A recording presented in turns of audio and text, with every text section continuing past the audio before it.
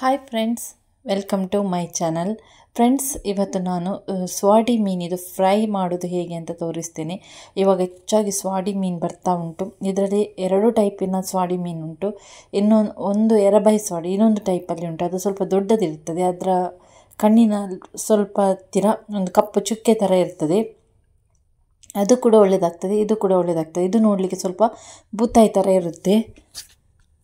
ಆದರೆ ಈಗ ಬರುವಂತಹ ಬಂಗುಡೆ ಇರ್ಬೋದು ಅಥವಾ ಬೂತಾಯಿ ಇರ್ಬೋದು, ಅಷ್ಟೊಂದು ಟೇಸ್ಟ್ ಇರೋದಿಲ್ಲ ಮತ್ತು ಫ್ರೆಶ್ ಕೂಡ ಇರೋದಿಲ್ಲ. ಐಸಿದು ಮೀನೆಲ್ಲ ತಂದು ಮಾಡ್ತಾರೆ ಪ್ಯಾಕೆಟ್ನಲ್ಲಿ. ಆ ಥರ ಎಲ್ಲ ಇರುವಾಗ ಉಂಟಲ್ವ, ಇಂಥ ಮೀನೆಲ್ಲ ತಂದರೆ ಉಂಟಲ್ವ, ಇಂಥ ಮೀನೆಲ್ಲ ಸಿಕ್ಕಿದರೆ ಇದು ಫ್ರೆಶ್ ಇರ್ತದೆ ಮತ್ತು ತಿನ್ನಲಿಕ್ಕೆ ಕೂಡ ರುಚಿ ಇರ್ತದೆ. ಆದರೆ ಇದರ ಪದಾರ್ಥ ಎಲ್ಲ ಮಾಡೋದು ಕಮ್ಮಿ. ಇದರಲ್ಲಿ ಜಾಸ್ತಿ ಮುಳ್ಳಿರುತ್ತೆ. ಮಕ್ಕಳಿಗೆಲ್ಲ ಇದನ್ನು ತಿನ್ನಲಿಕ್ಕೆ ತುಂಬ ಕಷ್ಟ. ಇದನ್ನು ಫ್ರೈ ಮಾಡಿದರೆ ಉಂಟಲ್ವ ತುಂಬ ಚೆನ್ನಾಗಿ ಆಗುತ್ತೆ. ಮತ್ತು ಇದರಲ್ಲಿ ಮುಳ್ಳು ಸ್ವಲ್ಪ ಜಾಸ್ತಿ, ಆದರೆ ರುಚಿ ಇರುತ್ತೆ, ತುಂಬ ರುಚಿ ಇದೆ. ಈಗ ಬರುವಂಥ ಸ್ವಾಡಿ ಮೀನು ತುಂಬ ರುಚಿ ಇದೆ. ಇವಾಗ ನೋಡಿ, ನಾನು ಈ ಥರ ಮಾಡಿ ಎಲ್ಲ ಇಟ್ಟಿದ್ದೇನೆ. ಅದಕ್ಕೆ ಮತ್ತು ಕಟ್ ಹಾಕಿದ್ದೇನೆ. ನಮ್ಮ ಚಾಕುವಿನಿಂದ ಕಟ್ ಹಾಕಿಕೊಳ್ಬೇಕು. ಅದಕ್ಕೆ ಸೀಲು ಮಾಡಬೇಕು. ಹೀಗೆ ಮಾಡೋದ್ರಿಂದ ನಾವು ಮಸಾಲೆ ಎಲ್ಲ ಹಚ್ಚುವಾಗ ಉಂಟಲ್ಲ, ಅದು ಒಳ್ಳೆ ಎಳೆದುಕೊಳ್ಳುತ್ತೆ ಮಸಾಲೆಯನ್ನು. ಮತ್ತು ಮೀನಿಗೆ ಮಸಾಲೆ ಎಲ್ಲ ಎಳೆದುಕೊಂಡ್ರೆ ತುಂಬ ಟೇಸ್ಟ್ ಆಗುತ್ತೆ. ಅದರಲ್ಲಿ ಕೂಡ ತುಂಬ ಜನ ಫ್ರೈ ಮೀನಂದರೆ ತುಂಬ ಇಷ್ಟಪಡ್ತಾರೆ. ಈ ಸಾರೆಲ್ಲ, ಮೀನಿದು ಸಾರೆಲ್ಲ ಇದರದ್ದು ಒಳ್ಳೆಯದಾಗೋದಿಲ್ಲ. ಅದಕ್ಕಿಂತ ಈ ಥರ ಫ್ರೈ ಮಾಡಿ ಏನಾದರೂ ಟೊಮೆಟೊ ಸಾರಿದ್ರೆ ಅದನ್ನು ಮಾಡಿದರೆ ತುಂಬ ರುಚಿಯಾಗುತ್ತೆ. ಈಗ ಇದನ್ನು ಮಾಡೋದು ಹೇಗೆ ಅಂತ ಹೇಳಿ ತೋರಿಸ್ತೇನೆ. ಇದನ್ನೆಲ್ಲ ನಾನು ಕ್ಲೀನೆಲ್ಲ ಮಾಡಿಟ್ಟಿದ್ದೇನೆ ನೋಡಿ. ಚೆನ್ನಾಗಿ ಕ್ಲೀನ್ ಮಾಡಬೇಕು. ಇದರಲ್ಲಿ ತುಂಬ ಪೊಡಸಿರುತ್ತೆ, ಅದನ್ನೆಲ್ಲ ಸರಿ ಕ್ಲೀನ್ ಮಾಡಬೇಕು. ಇವಾಗ ನೋಡಿ, ಮೀನೆಲ್ಲ ಮಾಡಿ ನಾನು ಎಲ್ಲ ಕಟ್ಟೆಲ್ಲ ಹಾಕಿಟ್ಟಿದ್ದೇನೆ.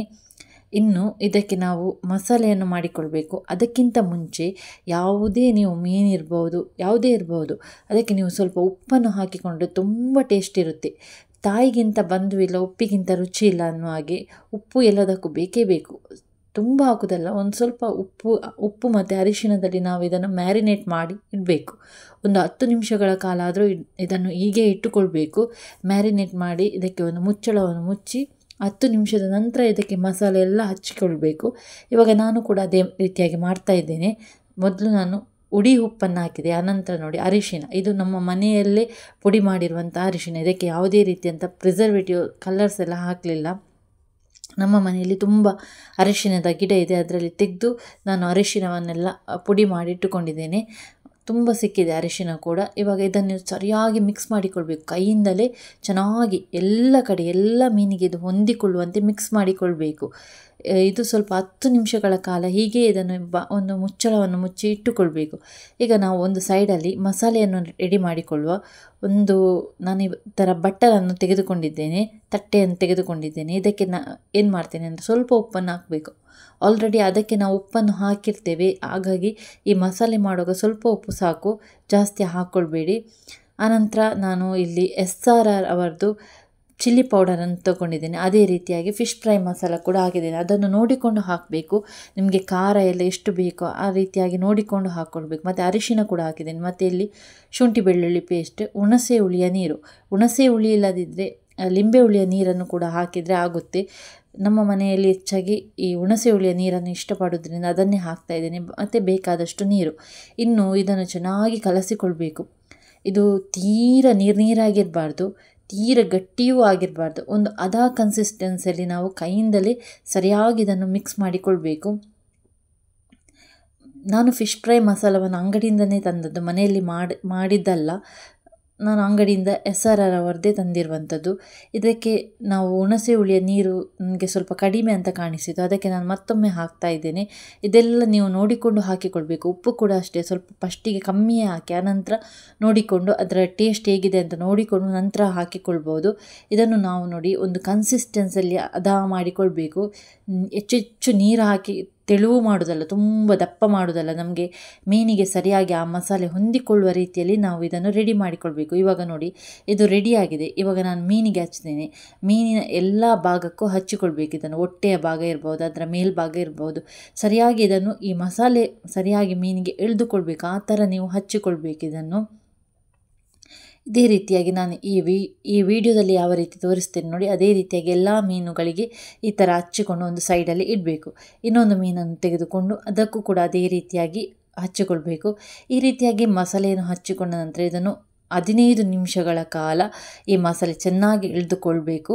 ಇದನ್ನು ಅದೇ ರೀತಿಯಲ್ಲಿ ಇಟ್ಟುಕೊಳ್ಬೇಕು. 15 ನಿಮಿಷ ಆದ ನಂತರ ಇದನ್ನು ನಾವು ಎಣ್ಣೆಯಲ್ಲಿ ಹಾಕಿ ಫ್ರೈ ಮಾಡುವಂಥದ್ದು. ಒಮ್ಮೆ ನಿಮಗೆ ಸ್ವಾಡಿ ಮೀನು ಸಿಕ್ಕಿದರೆ ಈ ಥರ ಫ್ರೈ ಮಾಡಿ ನೋಡಿ, ತುಂಬ ಚೆನ್ನಾಗಿರುತ್ತೆ. ಇಲ್ಲಿ ನಾನು ನಾನ್ ಸ್ಟಿಕ್ ಫ್ಯಾನ್ ತವಾವನ್ನು ತೆಗೆದುಕೊಂಡಿದ್ದೇನೆ.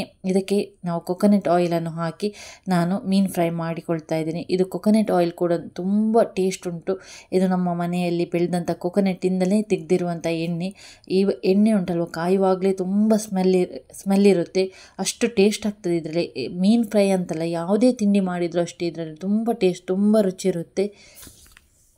ಇವಾಗ ಈ ಎಣ್ಣೆ ಹಾಕಿದ ನಂತರ ಆ ಪ್ಯಾನನ್ನು ಸ್ವಲ್ಪ ಬಗ್ಗಿಸಿಕೊಳ್ಬೇಕು ಆಚೆ ಈಚೆ, ಅಂದರೆ ಎಣ್ಣೆ ಎಲ್ಲ ಕಡೆಗೆ ಕೂಡ ಸ್ಪ್ರೆಡ್ ಆಗಬೇಕು.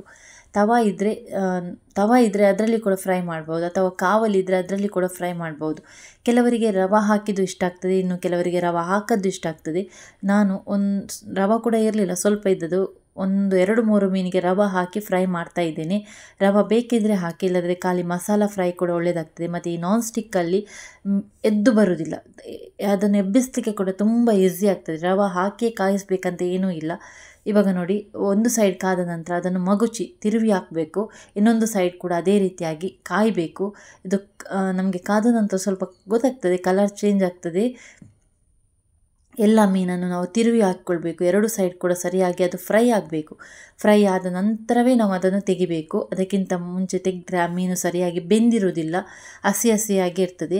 ಹಾಗೆ ಒಂದು 10 ನಿಮಿಷಗಳ ಕಾಲ ಗ್ಯಾಸನ್ನು ಸ್ಲೋ ಫ್ಲೇಮಲ್ಲಿಟ್ಟು ನಾವು ಬೇಯಿಸಿಕೊಳ್ಬೇಕು. ಇವಾಗ ನೋಡಿ, ಕೆಲವರಿಗೆ ಎಣ್ಣೆ ಜಾಸ್ತಿ ಇದ್ದರೆ ಇಷ್ಟ ಆಗೋದಿಲ್ಲ. ಈ ಥರ ಸ್ಪೂನನ್ನು ಹಿಡಿದುಕೊಂಡು ಈ ಥರ ಇಟ್ಟು ನಾವು ಎಣ್ಣೆಯನ್ನು ತೆಗಿಬೇಕು. ಆಗ ಸ್ವಲ್ಪ ಸಹ ಎಣ್ಣೆ ಇರುವುದಿಲ್ಲ ಇದರಲ್ಲಿ. ಎಣ್ಣೆ ಎಲ್ಲ ನಾವು ಸ್ಪೂನಿನ ಸಹಾಯದಿಂದ ಈ ಥರ ಬಗ್ಗಿಸಿಕೊಂಡು ಆ ಎಣ್ಣೆ ಎಲ್ಲ ಕಾವಲಿಗೆ ಬೀಳ್ತದೆ. ನೋಡಿ, ನಮ್ಮ ಫಿಶ್ ಫ್ರೈ ರೆಡಿ ಆಯಿತು. ಇವಾಗ ಅನ್ನ ಕೂಡ ಉಂಟು, ಅನ್ನಕ್ಕೆ ಸಾರು ಮಾಡಿದ್ದೇನೆ ಮತ್ತು ಫಿಶ್ ಫ್ರೈ. ಇಷ್ಟಿದ್ರೆ ಬೊಂಬಾಟ್ ಭೋಜನ ಅಲ್ವಾ. ಒಮ್ಮೆ ಯಾರಿಗಾದರೂ ಸ್ವಾಡಿ ಮೀನು ಸಿಕ್ಕಿದರೆ ಈ ಥರ ಟ್ರೈ ಮಾಡಿ, ತುಂಬ ಒಳ್ಳೆಯದಾಗ್ತದೆ, ತುಂಬ ಟೇಸ್ಟ್ ಆಗ್ತದೆ. ಕಮೆಂಟ್ ಮೂಲಕ ತಿಳಿಸಿ ಯಾವ ರೀತಿ ಬಂದಿದೆ ಅಂತ ಹೇಳಿ. ಮತ್ತೊಂದು ವಿಡಿಯೋದಲ್ಲಿ ಭೇಟಿ ಆಗ್ತೀನಿ. Thanks for watching.